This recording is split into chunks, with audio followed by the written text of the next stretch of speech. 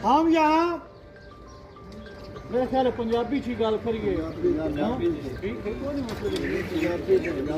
असी ममदाना आली तो इस वक्त इतने बंदे इकट्ठे हो के एहतजाज कर रहे हैं, दरखास्त कर रहे हैं, गुजारिश कर रहे हैं जनाब नासिर बसाल साहब MNA साहब, जनाब जज साहब MPA साहब, ये हल्का ममदाना आली भी तुहाडा हल्का है,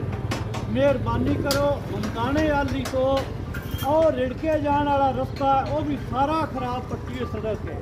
इतों निकल के ममदाने बगले वाल जाना होवे ये भी सारी पट्टी हुई सड़क है,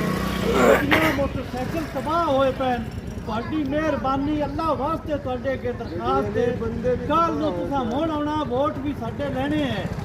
ਇਹ ਮਮਦਾਨੇ ਬੰਗਲੇ ਤੋਂ ਲੈ ਕੇ ਆ ਜਿਹੜੀ ਹੈ ਨਾ ਆਲੀ ਤੋਂ ਪੁਰਾਣੇ ਲੋਕ ਵਾਲੀ ਰਿੜਕੇ ਆਈ ਸੜਕ ਮਿਹਰਬਾਨੀ ਕਰੋ ਇਹ ਵੀ ਮੁਰੰਮਤ ਕਰਾ ਛੜੋ, ਇਹ ਸੜਕ ਵੀ ਬਣਵਾ ਛੜੋ ਤੇ ਨਾਲ ਜਿਹੜੀ ਮਮਦਾਨੇ ਬੰਗਲੇ ਤੋਂ ਲੈ ਕੇ ਨਾਰੇ ਪਈ ਰਿੜਕੇ ਹਸਪਤਾਲ ਕੋਲ ਗੁਜ਼ਰ ਕੇ ਜੱਸੋਵਾਲ ਜਾਂਦੀ ਹੈ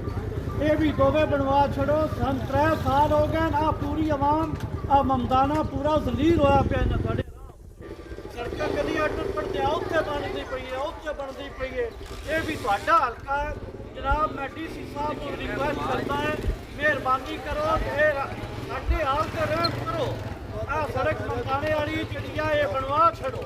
3 ਸਾਲ ਹੋ ਗਏ ਸਾਨੂੰ ਜ਼ਲੀਲ ਹੁੰਦੇ ਆ ਬੜੀ ਤੁਹਾਡੀ ਮਿਹਰਬਾਨੀ ਵਾਕਈ ਗੱਲ ਸੱਚੀ ਹੈ। हाँ जी करीम साहब वाकई सारे लोग ਜਿਹੜੇ ਪਰੇਸ਼ਾਨ ਆ ਤੰਗ ਆਏ ਜੀ ਵਾਕਈ ਸਾਰੇ ਆਵਾਮ ਦੀ ਸਾਡੀ ਸਾਰਿਆਂ ਦੀ ਇਹ ਜ਼ਰੂਰਤ ਹੈ ਬੜੀ ਦਲਾਲਤ ਹਾਂ ਜੀ ਮਿਹਰਬਾਨੀ ਕਰੋ ਇਹ ਸੜਕਾਂ ਵੀ ਬਣਾ ਛੋੜੋ ਨਵੀਆਂ ਬਣਾਉਂਦੇ ਹੋ ਪਾ ਇਹ ਵੀ ਬਣਾ ਛੋੜੋ ਇਹ ਵੀ ਬਣਾ ਤੁਹਾਡੀ ਬੜੀ ਮਿਹਰਬਾਨੀ।